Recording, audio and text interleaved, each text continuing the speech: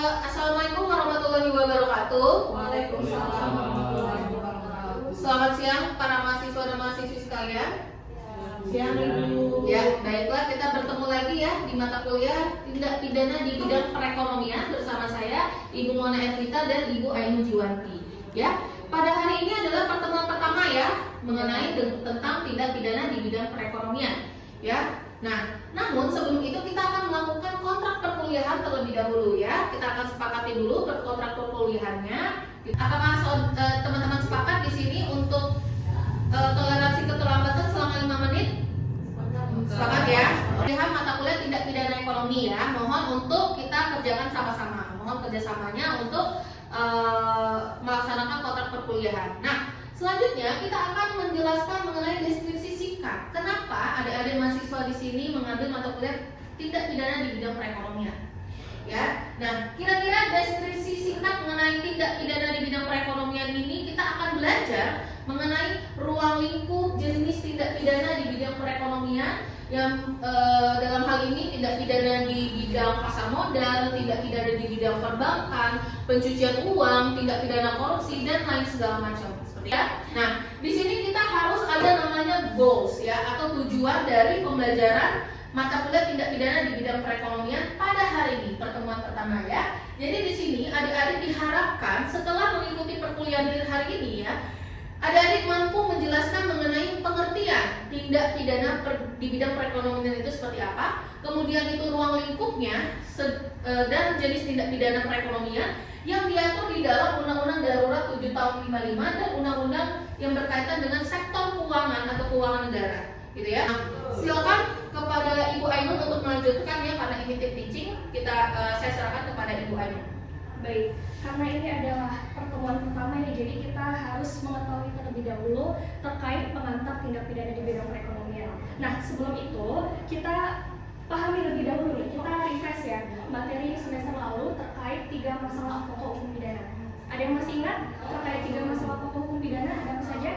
Tindak pidana, kesalahan, pidana, pemidanaan. Oke, betul sekali ya. Jadi 3 masalah pokok hukum pidana yang perlu kita ingat kita sebagai mahasiswa hukum pidana. Yang pertama ada masalah terkait tindak pidana, kemudian yang kedua terkait kesalahan, dan yang ketiga terkait pidana dan pemidanaan. Nah, karena masalah berlakunya KUHP baru ada TP plus K plus tujuan pemidanaan. Gitu. Nah, kadang teman-teman ini masih suka keliru nih dalam membedakan apa sih pidana, apa sih itu tindak pidana, apa sih itu kesalahan. Ada yang seringkali menyamakan bahwa pidana itu adalah tindak pidana. Ada juga yang menyamakan pidana dan pemidanaan. Ada yang masih ingat?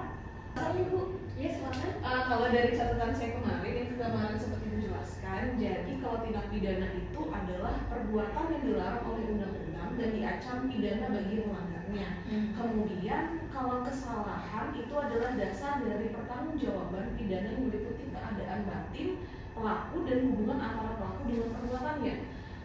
Kemudian terus pidana. Kalau pidana itu nestapa yang diberikan negara oleh hakim kepada pelaku tindak pidana. Nah, kalau pemidanaan itu berkaitan dengan bagaimana hakim menjatuhkan pidana. Apakah seperti itu, Ibu?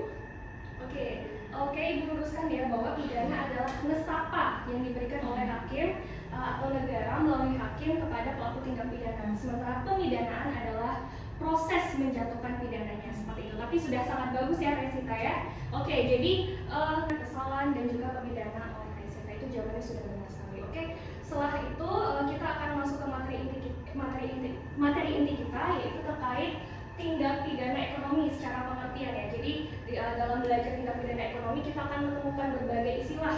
Ada yang menyebutnya tindak pidana ekonomi, ada yang menyebutnya tindak pidana perekonomian, ada pula yang menyebutnya tindak pidana di bidang perekonomian. Nah, kita harus tahu dulu batasan ruang lingkup dari 2 istilah tersebut seperti itu. Jadi dalam tindak pidana ekonomi itu seringkali digunakan istilah-istilah yang cukup berbeda namun memiliki arti yang sama, hanya batasan atau ruang lingkupnya saja yang berbeda seperti itu. Nah, sekarang Bu Mona ya, giliran Bu Mona untuk kita menjelaskan lebih lanjut terkait tindak pidana di bidang ekonomi. Ya, baik, terima kasih Bu Ainun, izin saya untuk melanjutkan ya. Nah, tadi Ibu Ainun sudah menjelaskan ya mengenai perbedaan antara tindak pidana ekonomi dan tindak pidana di bidang perekonomian. Nah, tadi sebenarnya agak mirip-mirip ya, tapi ada yang perbedaan itu di bidang perekonomian, sedangkan yang satunya itu tindak pidana ekonomi. Nah, sebenarnya kita harus melihat ya ruang lingkup dari tindak pidana kedua istilah ini. Simple, ini saja itu kita melihat dari ruang lingkup yaitu dasar hukumnya, kemudian sifatnya, proses hukum dan tujuan ya. Sudah kita sampaikan ya bahwa tindak pidana ekonomi itu secara sempit, tindak pidana di bidang perekonomian secara luas ya. Darurat dan secara luas ini undang-undang sektoral tindak pidana perekonomian lainnya ya. Oke, baiklah, saya kembalikan kepada Ibu Ainun. Oke, sampai sini ada yang ingin bertanya?